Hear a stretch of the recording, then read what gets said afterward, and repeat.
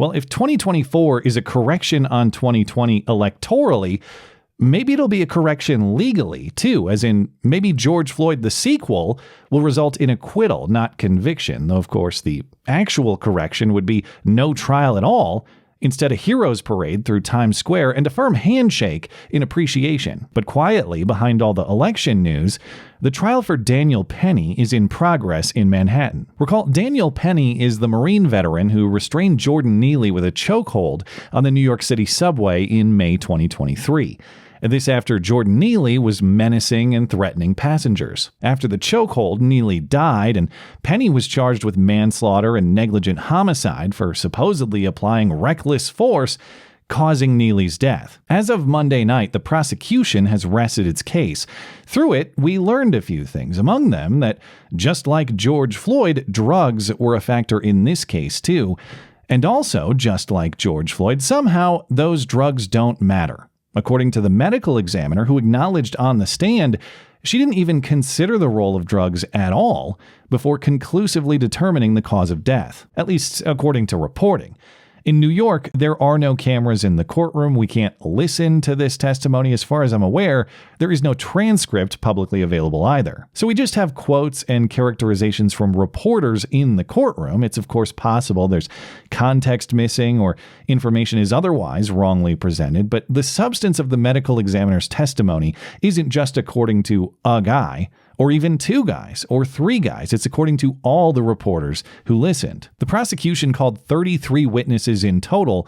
The longest to testify among them was this medical examiner, Dr. Cynthia Harris, who performed the autopsy on Neely for the city. Her testimony stretched over 3 separate days and is at the core of the prosecution's argument. Oh, see, this doctor says that Daniel Penny choked Jordan Neely to death, so that's obviously what happened. Because surely this learned doctor evaluated all the technical medical evidence that us laymen just aren't keen on, right? Well, that's the thing. At trial, she said she based her conclusion on the same video that everybody watched, actually. Right after the incident, she initially said Neely's cause of death was inconclusive, but then she saw the video and decided based solely on that, the death was clearly asphyxiation. The problem is her determination was not made in consideration of the totality of the evidence. It was made at the exclusion of much of the evidence, primarily the toxicology report, which, as far as I'm aware, still is not public, but we're getting pieces of it through this trial. According to the report, Neely had a drug called K2 in his system.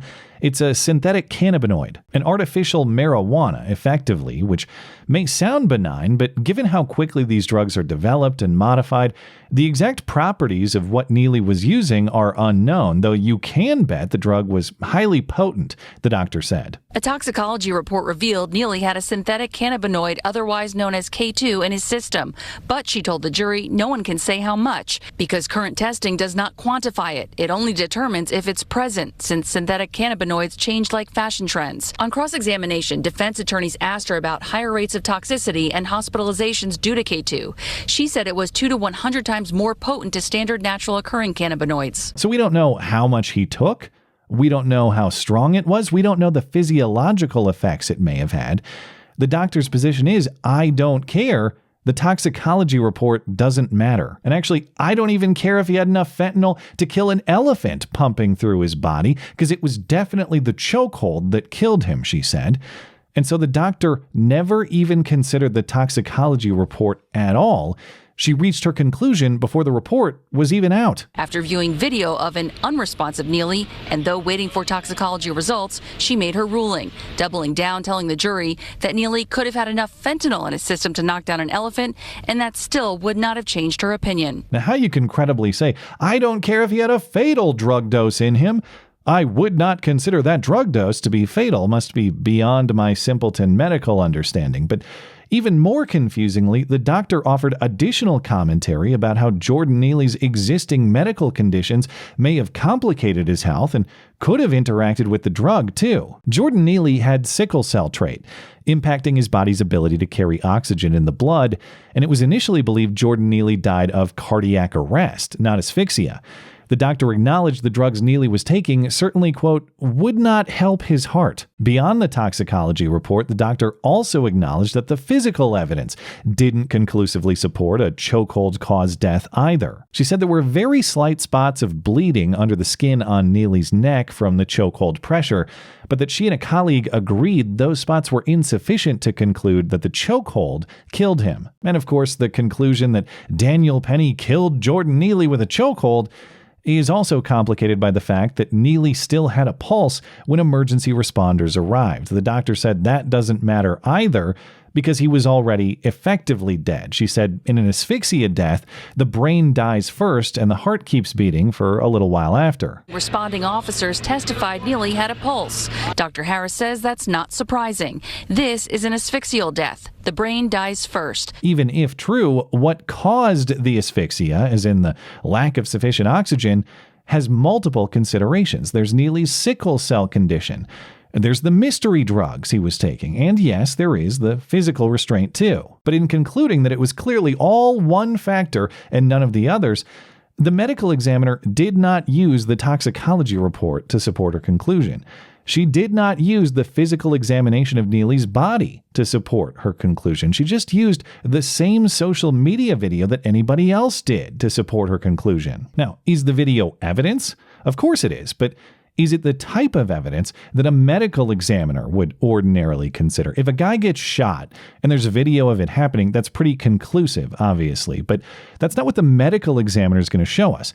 The medical examiner is going to say, here's the wound from that bullet, and here are its characteristics. In this case, she didn't and apparently can't do that. And all of this is overly technical anyway, because the actual cause of Jordan Neely's death was Jordan Neely. If he wasn't taking drugs and threatening people, he'd still be delighting Big Apple passersby with his Jacksonian street moonwalking. Angry Michael. Yo, that guy was crazy. What are you gonna do? What are you gonna do? What are you gonna do? What are you gonna do? I'll call a cop. Or maybe he would have died eventually that way, too, considering he was literally asking for it. Punch me, nigga. I'll call a cop. You gonna do something? Oh, I will. You ain't gonna do nothing. But the state of New York's case is that Daniel Penny used excessive or reckless force in response to Jordan Neely's aggression. No, he did not. He used justified force, according to New York law and according to the prosecution's own witnesses. It is highly debatable that Daniel Penny even applied deadly force at all, but even if he did, New York law allows deadly force, assuming there's no reasonable possibility to retreat, which in a moving subway car there isn't, if a person reasonably believes that he or others are facing an imminent threat of serious physical injury or other crimes. So the question is, what would a reasonable person believe in Penny's situation? And on that, we don't have to speculate or theorize, because we have the testimony of the prosecution's own witnesses, the people who saw it happen. Kadrin Shrunk said that being in that subway car with Jordan Neely was the first time in her life she felt like she was going to die. On the stand, she recalled Neely yelling threats at people, saying he didn't care what happened to him as a consequence. Moreland Sanchez, a high schooler on the train, called 911. At trial, she said she was scared by Neely and relieved when Penny put him in a chokehold. Althea Gitlings, another witness, said she was scared shitless by Neely's rantings, consistent with the statement that she gave to police at the scene that day. The whole train was freaked out. He was either going to pull a gun, a knife, or He said, I'm willing to die, you know, I'm willing to get killed. the guy in the tan did take him down very respectfully and just held him down. He wasn't he was just okay. I think that the guy is totally drove down. If you think that woman is uncommonly sensitive, unlikely. In fact, she's probably uncommonly experienced with threatening subway behavior. She said on the stand that she rides the subway all the time. She's been yelled at, stood over, and sexually accosted in various incidents that have all made her angry, but nothing has made her scared the way that she was that day by Jordan Neely.